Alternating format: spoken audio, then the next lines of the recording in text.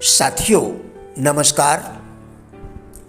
क्या आपने कभी इस संबंध में स्वयं से खुलकर वार्ता की है कि आप प्रेरणा कहाँ से प्राप्त करते हैं और क्यों? आज हम इसी विषय पर आपके साथ वार्ता करेंगे। प्रेरणा स्रोत एक शब्द है जो व्यक्ति को प्रेरित करने वाले किसी तत्व, स्रोत या कारण को संदर्भित करता है। यह उस स्रोत को दर्शाता है जो किसी को सोचने, काम करने या कुछ भी करने को प्रेरित करता है। प्रेरणा स्रोत कोई भी चीज, व्यक्ति या प्राणी हो सकता है। सर्वप्रथम हमें खुद से यह पूछना होगा कि हमारी वर्तमान जिंदगी का स्तर क्या है। वास्तव में हम कहां पर खड़े हैं? क्या हम अपने वर्तमान जीवन से खुश हैं या हमें कुछ और भी चाहिए?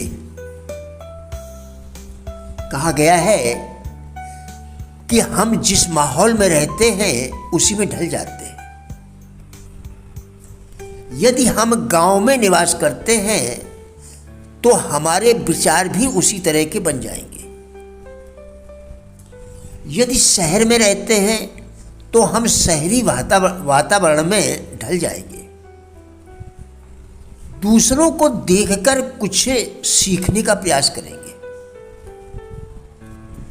प्रेरणा के दूसरे स्रोत में मोबाइल से महापुरुषों के प्रवचन सुनना और सीखकर उनसे प्रेरणा प्राप्त करना। अब मान लीजिए हमारे पास मोबाइल भी नहीं है, गांवों में रहते हैं, तब हमारे पास प्रेरणा स्रोत के रूप में सकारात्मक सोच की पुस्तकें हो सकती हैं जिन्हें खरीदकर पढ़ सकते हैं। जब व्यक्ति सफलता की राह पर आगे बढ़ने की ठान लेता है तब उसका मस्तिष्क कुछ अलग प्रकार से काम करने लगता है। हमारा काम होता है कि हमें क्या चाहिए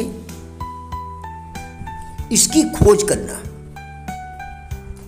और हमारे मस्तिष्क का काम है कैसे होगा की खोज करना। जब मनुष्य समर्पण की भावना से काम करना शुरू करता है तब उसके मस्तिष्क में सफलता से संबंधित नए नए विचार आने लगते हैं। उन्हीं विचारों को पकड़कर हम निरंतर आगे बढ़ते जाते हैं। डर के खिलाफ काम करो, क्योंकि डर कोरा वहम होता है। सत्य को इतना अधिक महत्व देने का आखिर कारण क्या है? इसका कारण है कि जो सत्य जैसे सद्गुण अपने जीवन में धारण कर लेता है उसके अंदर शेष सद्गुण करुणा, प्रेम, क्षमा, अक्रोध आदि गुणों को अपनी ओर स्वयं आकर्षित करने की क्षमता आ जाती है। इसलिए सत्य का पालन करने वाला व्यक्ति सांसारिक सुख के साथ साथ आत्म साक्षात्कार, ईश्वर साक्षात्कार करने में भी समर्थ हो जाता है। सत्य की श्रेष्ठता और पूर्णता के कारण ही तो सत्य को ईश्वर कहा गया है। सत्य के विषय में कहा गया है सत्यम शिवम सुंदरम, अर्थात जो सत्य है वही श्यो है, यानी कल्याणकारी है, और जो कल्याणकारी है वही सुंदर है। सत्य ही श्यो है और श्यो ही सुंदर है। सत्य में हजारों हाथियों के बराबर बल होता है। जो सत्यवान है वही धर्मनिष्ठ भी है और उसे कोई भी परास्त नहीं कर सकता। उसका सत्य, उसका धर्म सदैव उसकी रक्षा करता रहता है।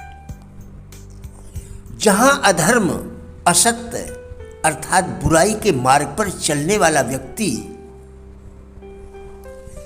अंततः नाना प्रकार के दुखों से घिर जाता है, संकटों से घिर जाता है और विनाश को प्राप्त होता है, वहीं पर सत्यवान, धर्मवान व्यक्ति संकटों और विपदाओं से भी बाहर निकल आता है।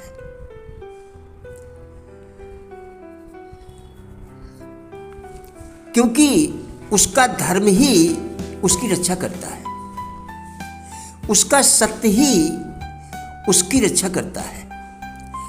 इसलिए कहा गया है, धर्म का जो नाश करेगा धर्म उसका नाश करेगा, और जो